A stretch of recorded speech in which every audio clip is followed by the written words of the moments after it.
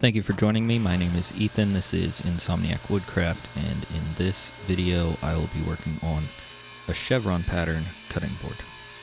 The first thing I'm doing is cutting down some walnut. I already have a piece of maple that's just long enough for this project, so I cut walnut to match.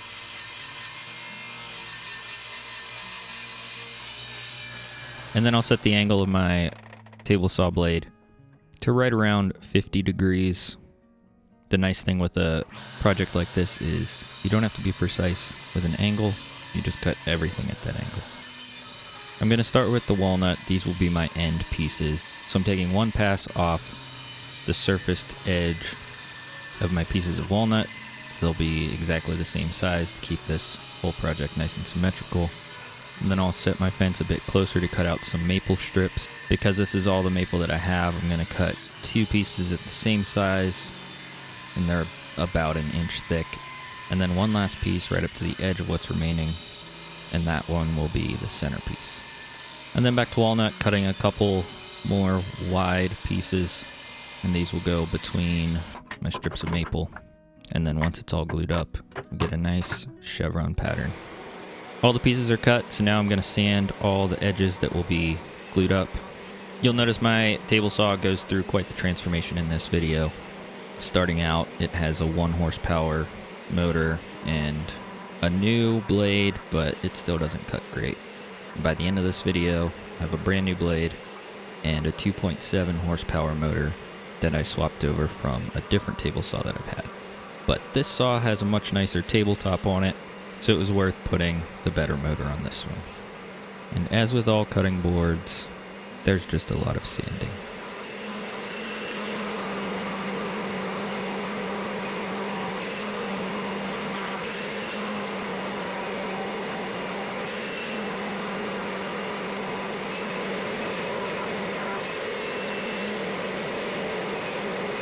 With the edges all sanded down, it's now time for the first glue up. So I'll be arranging this with the 2 walnut pieces on the end. Those were the first pieces that I cut. And then the wider strips of maple just in from that, then my other strips of walnut, and then my thin strip of maple. And then when I go to clamp this up, I'm going to add some cauls on the sides because of all these angles that I've cut. And that's just going to help keep it flat.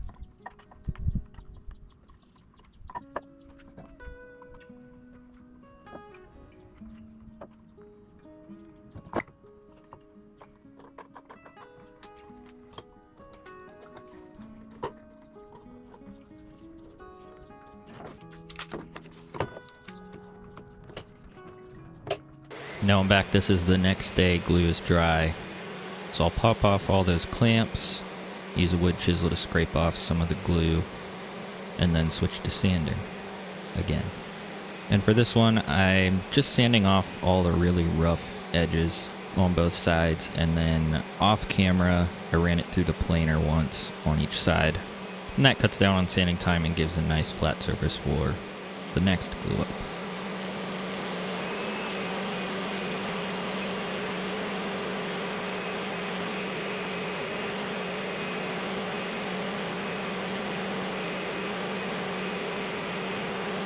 Now back on the table saw, just going to trim the rough edge off to get a nice flat surface to start with. And then I set my fence to about 1.5 inches and start cutting out strips.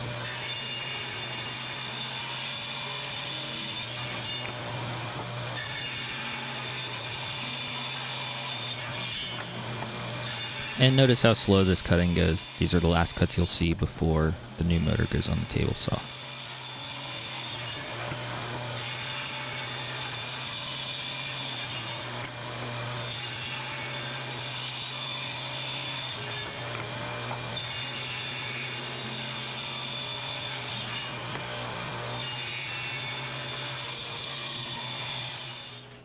The next step is gluing and clamping, and you'll start to see the chevron pattern just by flipping every other piece.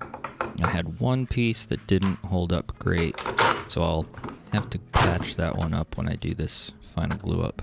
And once I got glue applied, clamp it up. This time I'm not worried about adding cauls because these are all flat pieces that I'm gluing together. I'll add one clamp perpendicular to the rest, to hold that piece that I had to patch back up. And here we are, day 3 of the project. Let this sit overnight for glue to dry, and right back to sanding. And you can see some pretty bad burn marks. That's from a weak motor on the table saw. There's a really delicate balance between feeding too fast that the motor couldn't keep up and feeding too slow that it was burning. I have a few little gaps that I'm going to patch up just by dropping some wood glue into those cracks and running the sander over top. Now to you this has been a few seconds, but to me this is about a week and a half later. I had family in town and got busy with some other projects that you might see in the background. But it's right back to sanding. I have this nice new work surface, these grids that I cut into it. I'll be making a video shortly going over that whole setup. So if you haven't yet, make sure you're subscribed so you don't miss that when it comes out. And if you're still watching this far into the video, there's a good chance you'll probably watch another one of mine someday. So the least you can do is subscribe, give this video a thumbs up. This is, after all, only my second woodworking video on YouTube, so any help at this stage is greatly appreciated.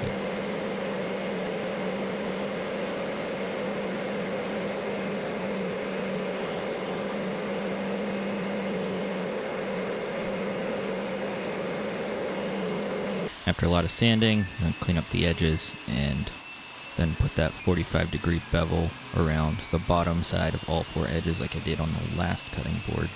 And now my saw has a brand new motor and a brand new blade, so look how nice that's cutting. I realized afterward that I should have done this step before I cut those beveled edges, but it all worked out anyways. Just adding a round over with the router and then sanding once more.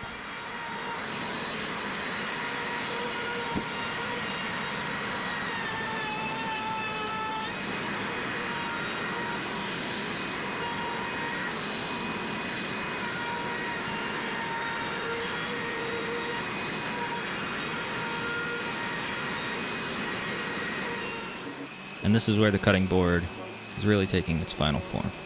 Started with 80 grit, sanded all over. Then I bumped up to 120 grit and sanded all over. And then I water pop it, sand it again at 220 all the way around, water pop it again, and sand it at 320 all the way around.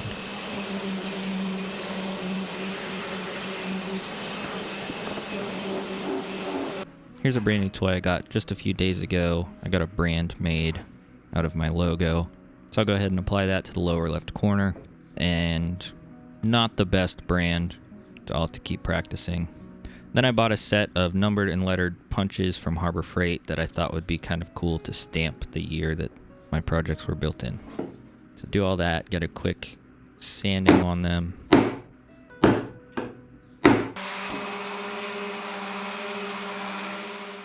And I found that to get a really nice flat final surface, if I take my cutting board to the kitchen and wash it, it makes the wood glue stand up just a bit. So after I do that, let it dry, hit it again real quick with the 320 grit to knock all of that down, and then I'll move on to applying the oil.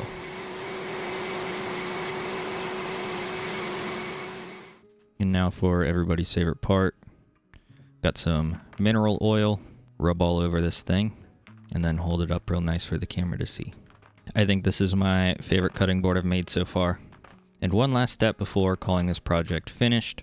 I have a beeswax mineral oil cutting board conditioner that I made, so I'm gonna rub some of that in.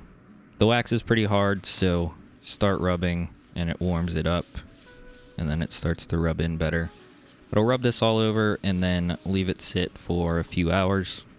And then when I come back, I'll just buff it all out with a dishcloth until you can't see any wax streaks on the surface anymore. And finally, that is a finished cutting board. Once again, thanks for watching. If you haven't yet, please consider subscribing and give this video a thumbs up, and check back soon for my upcoming projects.